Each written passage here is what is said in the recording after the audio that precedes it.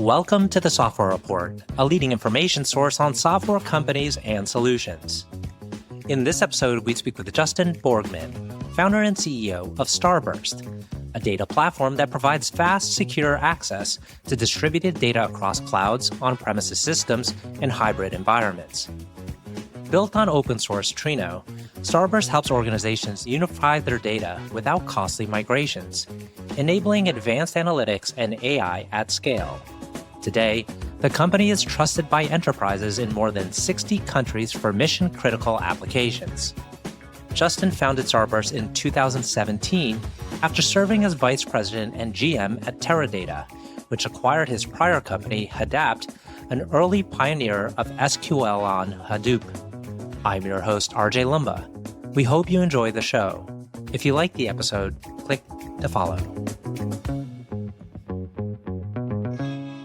Justin, thank you so much for taking the time to chat with us today. Thanks for having me. So I think a good place to start is to talk about big data, because over many years, big data has seemed to become proliferated by more and more companies. And at one point, all we could talk about maybe a decade and a half ago was big data and how it was going to impact the rest of technology, the rest of the software industry.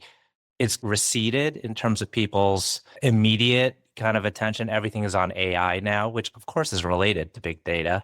But the buzzword is AI versus big data. Tell us about the evolution of the big data industry. Sure. Yeah, so maybe I'll go back 25 years to start here, which would be really the acceleration of the internet and internet companies and search engines like Google and Yahoo. And a lot of that actually motivated the development of these big data technologies that we now leverage ubiquitously. And the motive really was just simply size, which is what gave the name, big data, the big to big data, if you will. And, indexing the internet requires a massive amount of data being captured. And that really spurred companies like Google to invest in and develop the first versions of these big data technologies. Way back in the early 2000s, there was something called MapReduce. That was how Google actually managed and processed the insane amounts of data that they had from indexing the web. And that technology then gave way to technologies like Hadoop 15 years ago, really the first data lake, if you will. And we've been continuously iterating since then. But I think what really has driven that is that big data moved from being a internet company problem, a search engine problem, or maybe a Facebook problem, if you will, to being a much more commonplace challenge for really businesses of all shapes and sizes that are data-driven. And I think we're all increasingly data-driven. And you made a very important point there, which is the interrelationship between these big data technologies and AI, because I think that getting your data infrastructure, your foundation set, is actually a prerequisite to being able to do really interesting things with AI, leveraging your own data. It's one thing to use ChatGPT and have some fun with the data that they've crawled, but it's much more powerful when you're pulling in your own enterprise data to really create proprietary advantage, leveraging the context you have from your own enterprise. And that's where big data, if you will, meets AI. And you had a profound insight years ago when you discovered Hadoop. And I believe you were at Yale at the time. Can you tell us a little bit about how you came up with the insight and then how you went about finding your future co-founders? Yeah, so this was 2010 timeframe. And I had a software engineering background. I had an undergraduate degree in computer science, but I was actually getting my MBA at the time and read a research paper written by a guy named Daniel Abadi, a young professor there, and his PhD student, Kama Pawlikowski. And the paper was called Hadoop DB.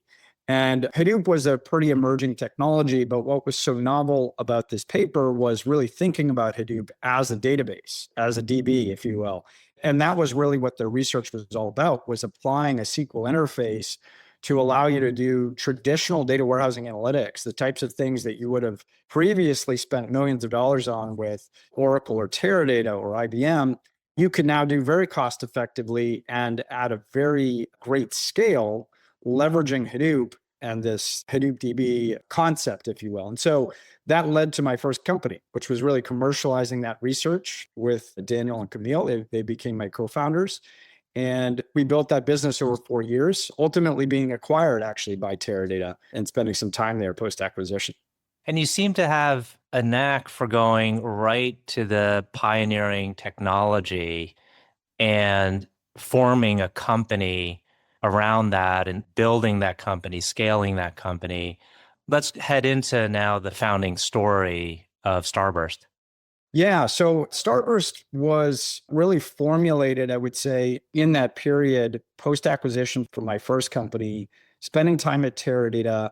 My job at Teradata was actually to think about the future of data warehousing and look beyond the traditional data warehouse. So I have a lot of respect and appreciation for the leaders at the time that gave me this latitude to explore. It was sort of like they wanted me to try to help address the innovator's dilemma. I think Teradata is a classic innovator's dilemma story where the industry was changing around them. They were the leader, they were the pioneer in data warehousing, but the industry was transforming so quickly and they needed to figure out how to address that. And so during my time there, I got to explore and I was looking at open source technologies, cloud technologies, and that's really where I discovered this technology at Facebook that back then was called Presto. Today it's known as Trino, but it's an open source project that allows you to run analytics on data in a data lake, but also distributed data as well, data that lives in multiple data sources.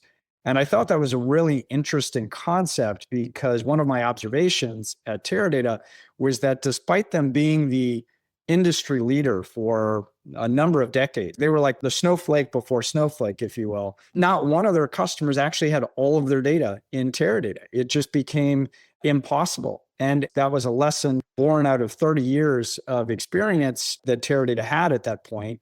And so I thought, well, this technology could actually be the solution, the sort of unifier, by being able to provide connectivity to all of the data that an enterprise has, whether that's in a lake, a traditional database, a data warehouse, a NoSQL database, a cloud, on-prem.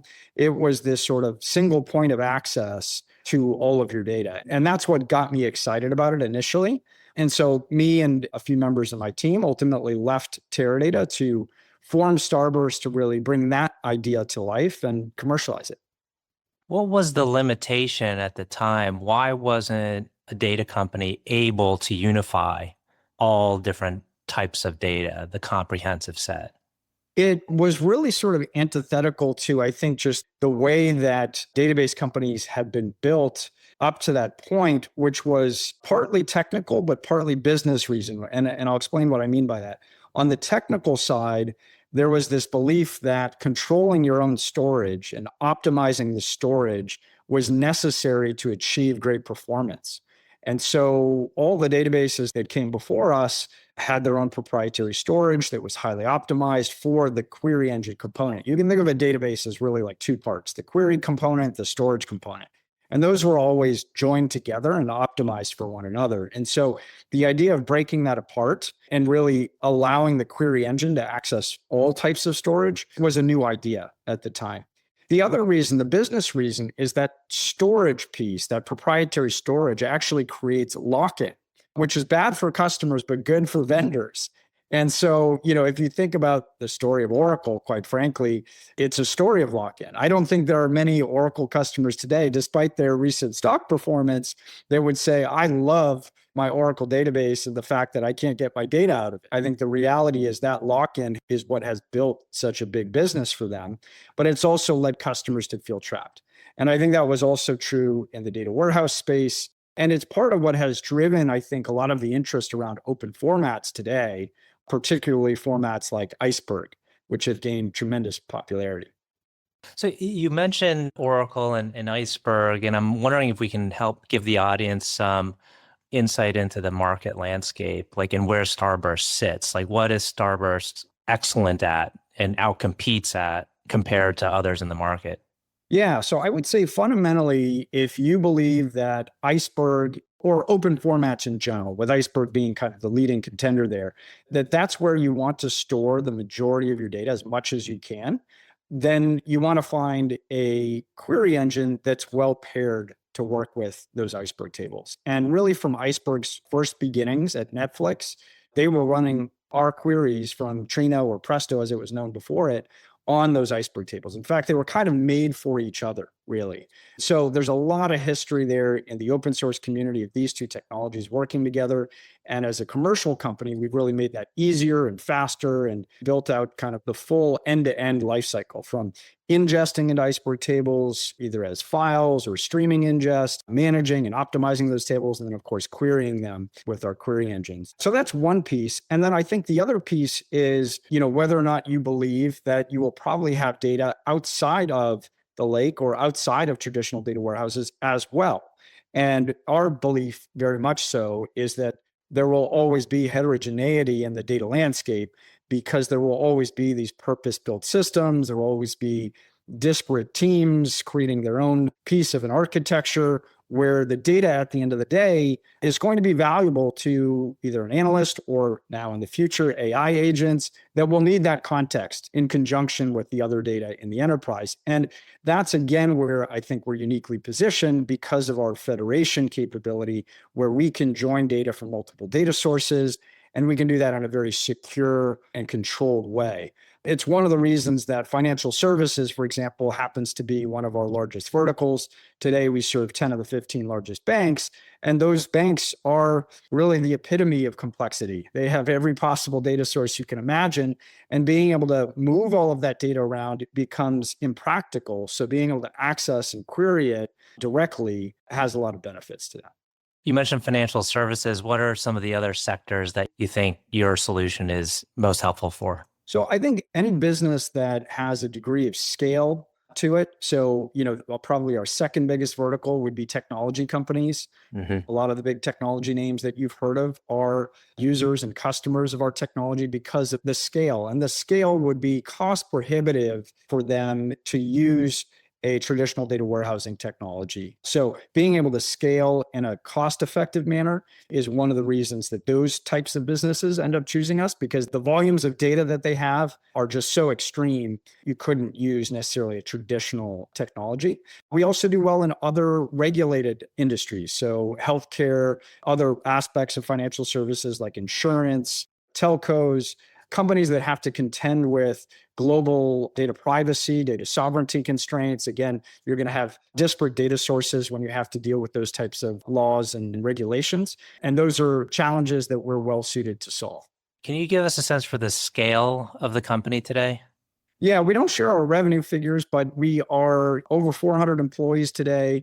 We've raised over 400 million in venture capital in our journey here. And, we think we're on an IPO path and continuing to grow at a great growth rate as we expand towards that goal. Tell us about your team. Is the original founding team still there in kind of C-level roles? A large portion of it is. We actually started with a lot of co-founders. We actually had 12, I think, technically. And that's because, we were born out of that open source project, and we wanted to bring together as many of those leading contributors to the project into the company as possible. As we've evolved, it's been, a 7.5-year journey. Some of those folks have moved on to different roles in the company. Some of them have moved into leadership roles. Some of them are still in individual contributor roles, and a few of them have left along the way. But most of the team is still here. And on the executive team and on the board are still, Martin Traverso, who's one of the creators of Trino. He's our CTO. And Matt Fuller, another one of my co-founders, who's a VP of product for us. Mm-hmm. You have some fantastic investors backing the company.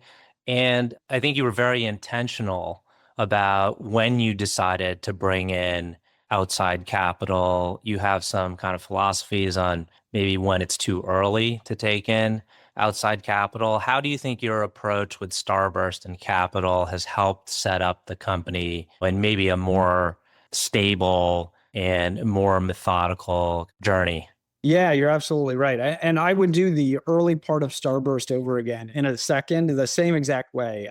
So we started, for your listeners' benefit, we started without raising any capital at all. We were actually bootstrapped. And one of the things that I love about that is that we had complete control without any scrutiny or questioning over the changes that we made, from one day to the next. And I think in those early days, you have to be very flexible, very open to, the term pivot gets thrown around a lot. I think pivot often refers to giant changes that you might make later on in the business. But I would argue that in the early days of the business, you're pivoting almost every week as you learn more information from your customers. And so being bootstrapped allowed us to be very customer centric, allowed us to adapt to what we were seeing and make a lot of little small changes every week without having to justify or explain them to a board or group of investors. It also gave us a lot of leverage later on when we did choose to raise, because at that point we were cash flow positive, we were profitable, and we didn't need the money. And I think in any negotiation, you're always strongest when you have the opportunity to walk away and say, this is not the right deal for me. And so that gave us a lot of leverage in that process when we did decide to fundraise. So I highly recommend it if you can try it. I do think a lot of founders raise too early, in my opinion. And I get it. The whole journey is hard, so I don't want to pass judgment necessarily. But I think some founders raise money because they need a salary themselves. And I don't think that's the best reason to raise, because you're essentially diluting your ownership and giving up control for the sake of a salary. And everybody's in a different situation. Maybe they have to do that. But I would say, to the extent that you can try to prepare for your entrepreneurial journey and put some money aside and be willing to kind of go without a salary for an extended period of time, maybe even a year, while you sort of suffer through the early innings of the business, I think you'll be much better off at the end of that year once you've assembled everything, created real value, and then go on to raise money to scale and grow. You mentioned road to IPO and the broader capital markets. Private markets has continued to grow, and many companies are thinking, well, we'll stay private for the foreseeable future. But you have an eye towards an IPO. Why is that?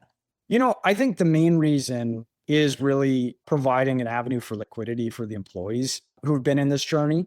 You're absolutely right that companies are staying private longer. And I think there's the latitude to do that. I think investors, or at least a lot of investors, are patient enough to go along with that. And certainly you see that with Databricks, for example, which has been private an extremely long time at this point. But there is that aspect of, the employee stakeholder as well. And I think they count on the equity compensation as being part of their total compensation. And so they want to see a path to liquidity to that. You can do that through secondaries, and certainly that's another path to do it. But, IPO is perhaps the most straightforward path for long-term liquidity opportunities for employees. We're entering the tail end of the conversation. We have two final questions, but I'd like to touch on you personally. If you could tell us a little bit more about yourself. Where are you from? Where did you grow up? Did you always have an interest in technology and business building? Yeah, so I grew up just outside of Boston in a town called Acton, Massachusetts. Went to public school there.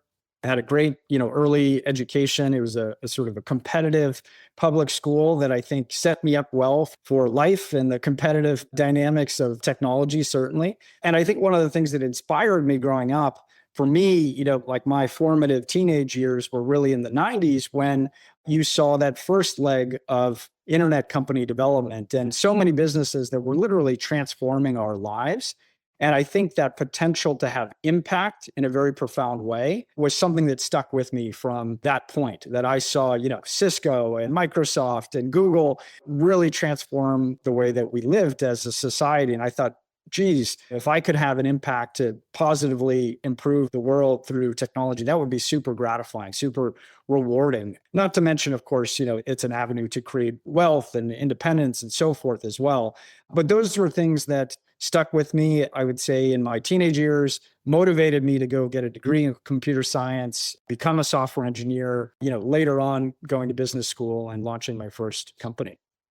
Last question. Can you tell us about a person who has had a profound influence on you? There have been many. I've been lucky enough to have a lot of mentors along the way in different capacities. But if I had to choose the number one, it would be my mom. She taught me not only the value of hard work, she's an extremely hardworking person, but also the importance of perseverance and determination, which I think are necessary ingredients for entrepreneurship. If anyone is thinking about being a founder out there, this is not for the faint of heart, as they say. It's a marathon, not a sprint. And you will constantly find yourself tested in terms of your own ability to sort of push through pain. I love Jensen Huang's quotes on this topic of, I wish great suffering upon a lot of you, because that's really what allows you to become the best that you can be. And I was very fortunate to learn that sort of mental fortitude by just watching my mom firsthand. And she continues to be a great inspiration to me today. Wonderful. Well, Justin, thank you so much again for taking the time. Thank you.